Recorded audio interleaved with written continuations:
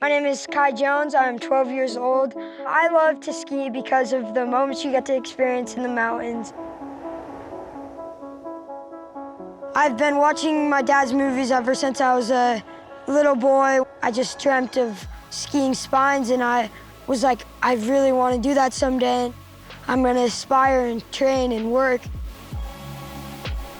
Yeah. Kai Jones. And all my hard work is paid off. I currently have 20 podiums, and when I was 11, I won the Junior North American Freeride Championships. Despite all of Kai's accomplishments, I think there was a little bit of doubt in my mind that maybe this was too much for Kai.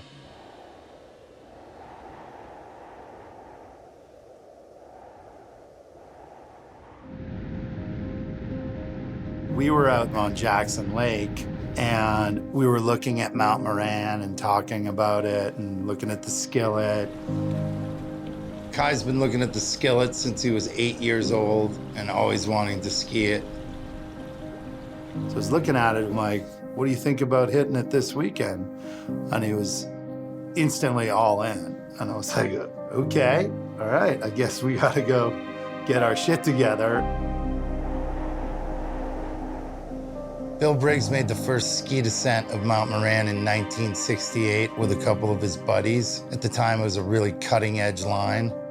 And in 1971, Briggs made the first ski descent of the Grand Teton. He's widely regarded as the godfather of big mountain skiing in North America.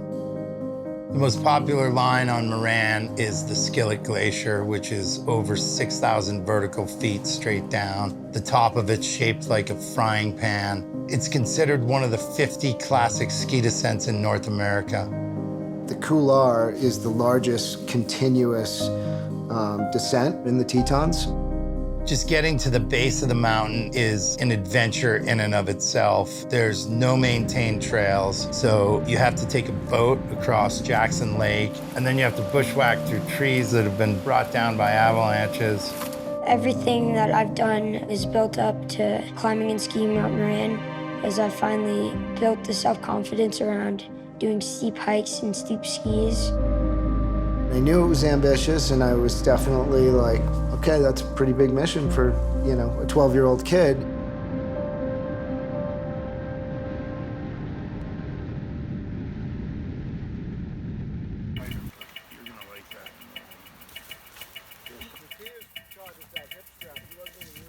The bushwhack is super gnarly. It's only 900 vertical feet. Ow! But anyone you talk to will tell you it's probably the gnarliest 900 vert that you'll deal with.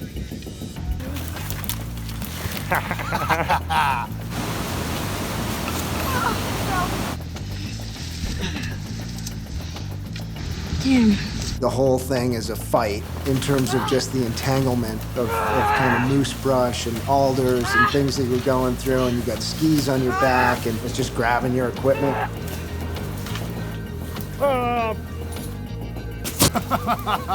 We are in the thick of it, man. Your boot's caught.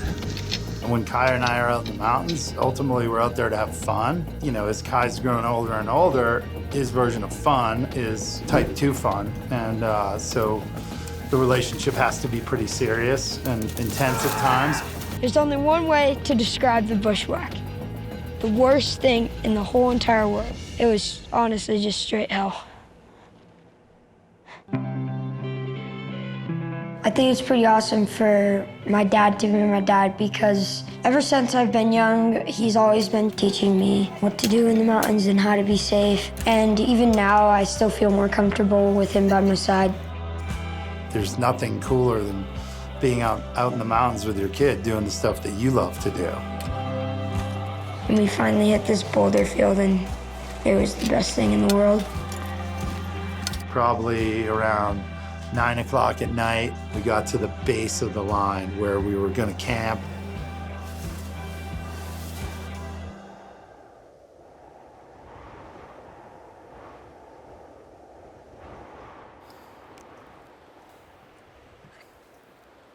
Yeah, boys, little breakfast. Super pumped. Gonna go for a long walk today. You start in the dark and you're just scrambling through the boulder fields. And then we get to snow and we kind of switch over to ski mountaineering mode.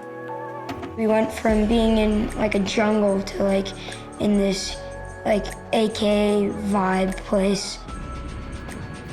Climbing becomes intense at that point. There's no traversing. It's just literally 4,800 vertical straight up.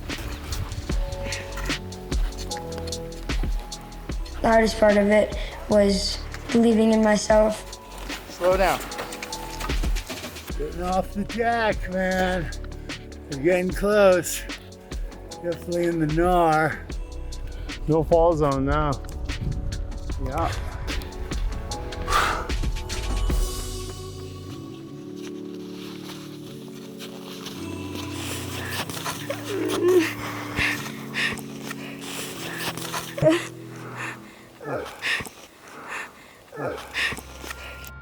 You know, it's physically grueling, especially for a 12-year-old kid.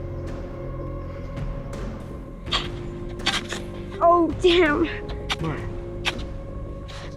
It was my first time ever using crampons and ice axes. And it's a pretty big line to learn that on.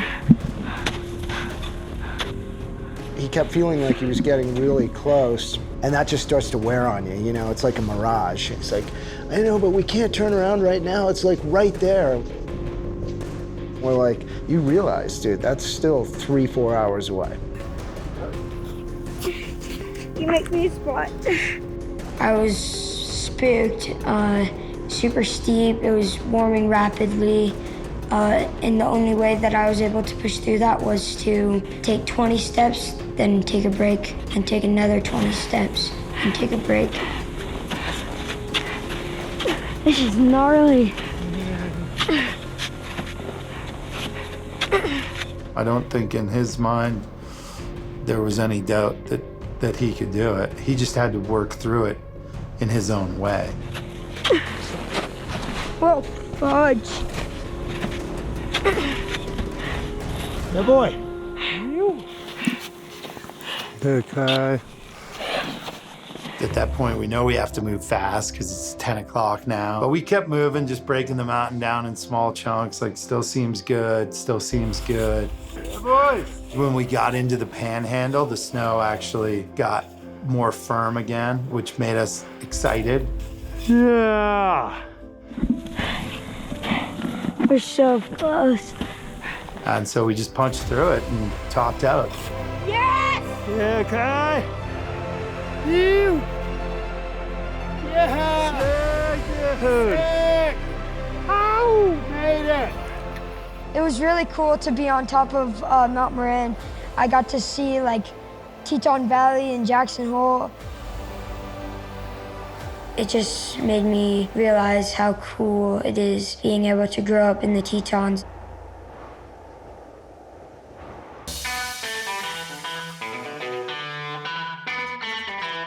We're now standing up top and we get to put our skis on, and it's an absolutely beautiful line below us.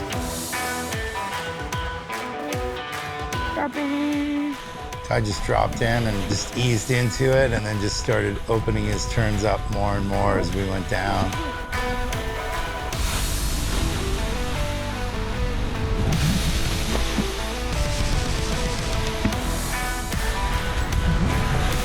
Todd and I pushed each other in the mountains our whole lives, virtually. So to see Kai now actually pushing Todd and see that father-son dynamic and see those guys getting so much enjoyment out of it, it's the coolest vibe you can imagine.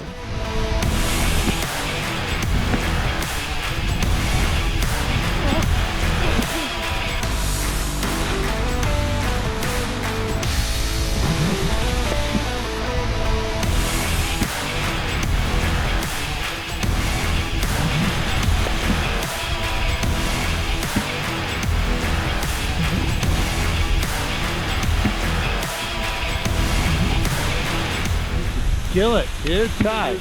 Look at that thing. That's What are you doing skiing the Skillet? Well done, son. Way to pull it.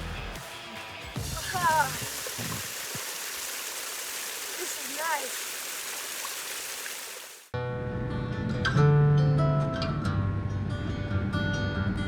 having my dad and my uncle there and finally being able to do an iconic line with both of them was just unbelievable. It's definitely something that I'll remember for the rest of my life. Being able to ski and surf in that same day and having that family experience and seeing the things come full circle from a multi-generational standpoint, it was just unbelievable. Hi. Oh, my name's Kai. Hi. I'm Bill. Good to meet you, Bill. You skied the Skillet? Yeah, we did get to ski the Skillet. Great. Kai got to meet Bill Briggs, to see a 12-year-old kid and Briggs, who's 87, interact and talking about mountaineering and ski mountaineering and actual mountains that they both climbed and skied was really cool. How intimidating was it, to know that you were going to be the first one because no one else would do it? I really like doing that sort of thing. I get a big kick out of it. Yeah, just leading the way. Yeah, leading the way so that others can make it, like you. The fact that my son motivated me to want to go and undertake that mountain is super cool. It's like a rebirth in so many ways. He'll never forget it, I'll never forget it. Those experiences stay with you forever.